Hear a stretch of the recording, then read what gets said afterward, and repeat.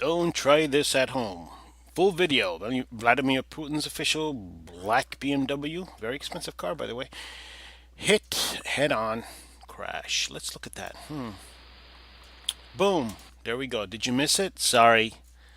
I'm sure there's. I'm going to replay it again. Hold on.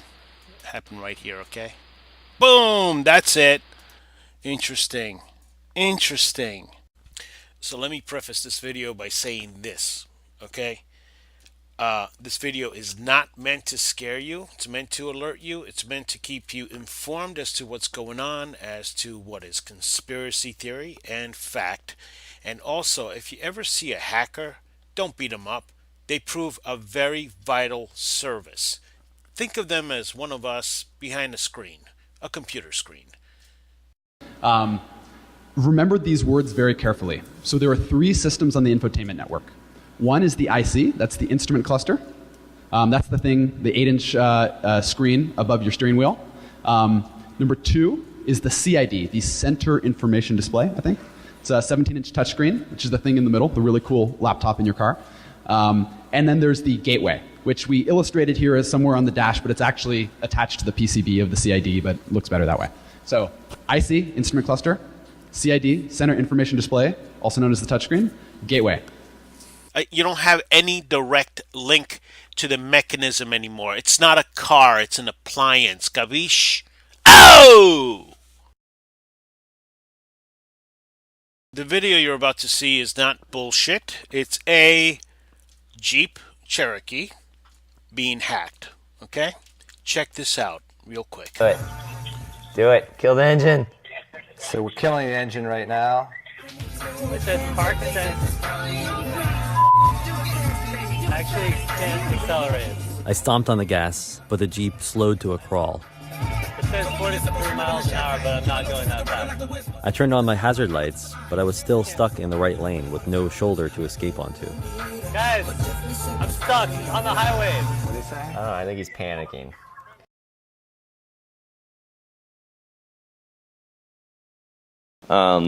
So the first thing first is like, well, to see if we can do it, we need to find out what the Jeep's IP address is and see if we can talk to it. So in here you'll see like the interface for the Wi-Fi, and then you'll see the other bolded number is what its IP address is, like just on the Sprint network. And then the one that's like 68 dot something is what you would see out on the internet at large. So if this Jeep connected to your web server, you would see that 68.28 number, but internally to Sprint network, it's 2128, whatever it is there. Right.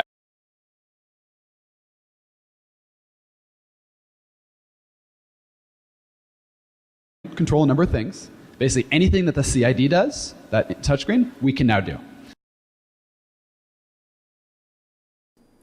Yeah, so all the computers, like Charlie said, talk to each other. They trust each other. So once you're kind of on their network, you can really impersonate any piece of equipment on the car to a certain extent. Sure. So here is one where we make the brakes network. This only works if you're driving rather slow, like 5 or 10 miles an hour or something. But what happens is I tell the car that I'm a mechanic and I want to bleed the brakes. And during that process, you can't actually use them. Mm-hmm. And so in the video, Chris goes to pull into a parking spot. They're not working. He's jamming on the brakes, but we're still to drive over the curb into the grass, and he would have never stopped if I didn't tell him. Notice it's a Ford. It's not just Mercedes, Tesla, Chrysler, Ford. They all have it. Okay? So, let me go on with the video. From across the country to a car. Let's just go over real quick again how you would do it. First step, you got to find an IP address of a vulnerable Jeep. You can just scan for that. If you want to find like your girlfriend's Jeep, it's a little harder. You would have to actually see like either GPS or her VIN and then just scan until you found it. Like we don't know a way to get the IP address of like We only a Jeep. had, 2 crappy Sprint phones. I'm sure you could figure out a better solution for finding unique vehicles. All right, so you tether to a Sprint phone, and then you exploit the OMAP chip with the 4 lines of Python, and then finally you send CAN messages. And then you wreck Greenberg into a ditch in a parking lot. Right. This isn't actually Andy Greenberg. This is just some random dude on the internet. This is not science fiction. This is happening and has happened.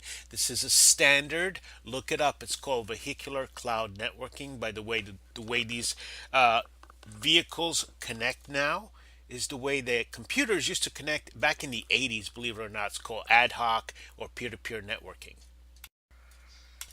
Now, notice the car, Mercedes, high-end Mercedes. Interesting. Okay, so every single car has the ability to transmit and receive data via ad hoc network, which, by the way, is not secure. If you take two computers, okay, just like you did in the 80s, there's no security in the 80s. You didn't need it because you had an Ethernet cable. You take two computers, you can connect them directly to an Ethernet cable. Okay, they have to have some type of addressing scheme so they can talk to each other. And in this case, in the ad hoc, the addressing scheme is called Slack and DAD. You can look it up, but basically, it's just a way of sending out sending out your address and saying, anybody have this address? No, okay, this is my address. This is how you can contact me. That's how ad hoc networks work on the wireless realm, if you will. Okay, so there's a lot going on here. Basically, again, there are more services. You have a cloud leader. Cloud leader is picked. This reminds me of token ring network technology way back. We're talking 80s, but ad hoc, unsecured.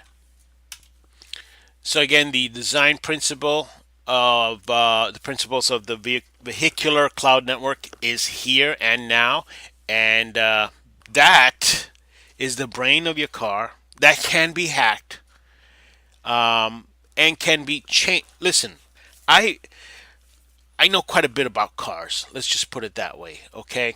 Um, this is me, Al Bonanno, right here, and this is a supercar. It's about $248,000 car. Okay, wired it, set it up, set up the ECU, um, programmed it. Okay, I think I know a little bit. Okay, you're just standing, you're bull essing, BSing, bullshitting. Oh yeah. Part of what I do, I work in a shop in an undisclosed area. Okay, that actually builds supercars. This particular car is called a Spider. That's all I'm going to say. You could look it up if you want, but I wired this one as well. And when I say wired, not just put wires in, there's a lot to the sensors that I had to put in and the ECU that, believe it or not, they are all controlled by, they have a little computer. Okay, of course, this is not part of the cloud networking. You buy these cars, they're out of that. No. But these are just pictures I took of the different wiring schemes that I have and so forth. These are my pictures. I don't take pictures of me with that, and I'm not BSing you. This is one of those Spiders. Freaking gorgeous car, man. Just gorgeous. Ugh. And so forth and so on. This is how it's built. In this shop, we build the cars from scratch. That's all I'm gonna say. It's just awesome. And I'm not going to bore you too much, but again, this is what this is all my work. The wiring is all my work, and it all goes, all the sensors go to an ECU, which I then program. By the way, if you have a 2014 anything, okay, that is extremely hackable. They had to patch the firmware of the car. Okay, sounds like Microsoft, doesn't it? Has to patch firmware. They had to patch the firmware in newer vehicles so that they wouldn't be as quote unquote hackable. But there are vulnerabilities. Take it from me, especially in an ad hoc peer-to-peer network, which is what this is. And the main vulnerability is this. You see that? Content resolution.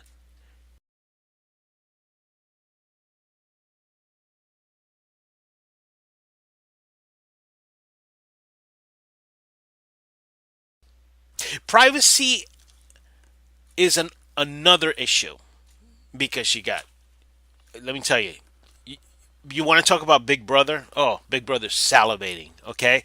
So yeah, privacy in your car. Yeah, you got cameras inside and out now, so you got to be careful. Just got to be careful of privacy. One more thing. If you ask the question, well, why aren't there more hacks? Why aren't there more unexplained accidents that occur due to this hacking? let me explain something to you. Okay, I know these guys. I know computers. I happen to be a little bit of a hacker myself.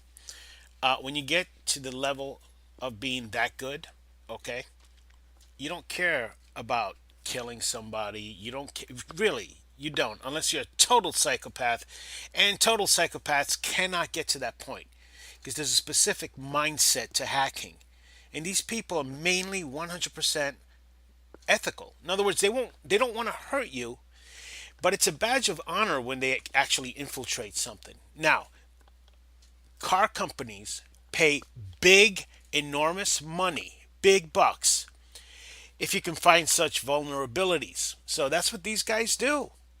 So if they find a vulnerability, they don't go, oh, let me hack into let me get this, let me go kill this person. No, no. They go to the car company and say, look what I can do. How much you got? I'll show you how to fix it. Gabish? Oh!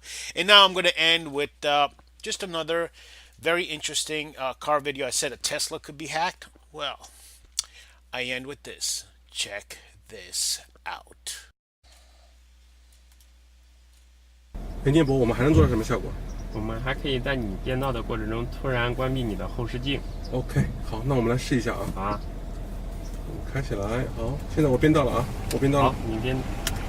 我靠，过完了，好，成功了。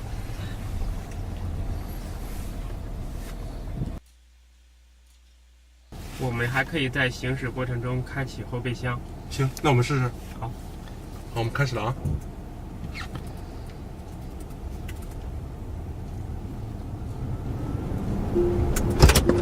我靠，开了，酷。